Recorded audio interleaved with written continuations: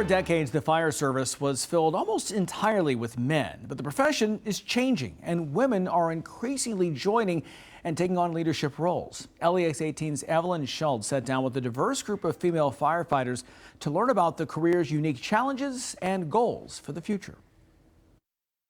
So my name is Tamara Taylor, and I have been a firefighter I've been online for about 5 months now. Each of these 4 firefighters has a different background and level of experience, but they make up a small sorority of female firefighters across the country, proving attitude is everything.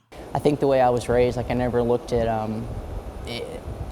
anything like, oh, that man can do something that I couldn't. I think when you see a woman and you're like, oh, like she's doing, like I can do it, you know? Like Chelsea and Tamara are the youngest in this group.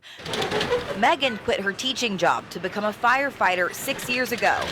And Maria is the most senior woman in the entire department, whose witness changed firsthand in her decades-long career. We had some really incredible women that came on before us that made it easier for us. Despite a nationwide push for more diversity in hiring, the National Fire Protection Association says less than 5% of career firefighters in the U.S. are women.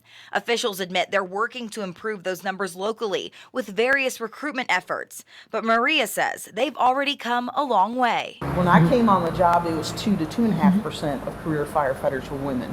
So if we've doubled our presence in my career, it's not bad. I mean, it's not great. I'd love to see it a lot higher, but to me, that's progress. In the last 5 years, the number of female firefighters, both in the academy and the department, has nearly doubled to 27 total.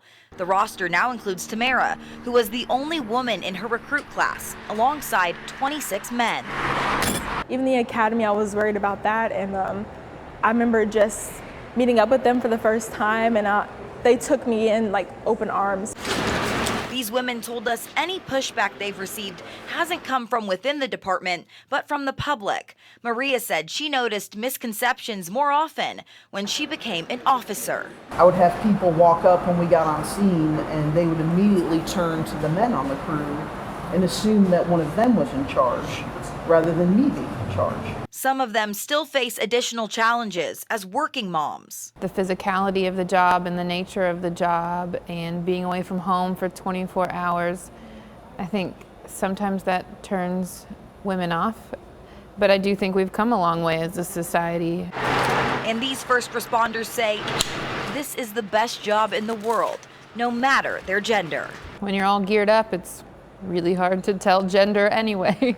They shared this message for any aspiring firefighters watching tonight. You need to be strong? Yes, but guess what?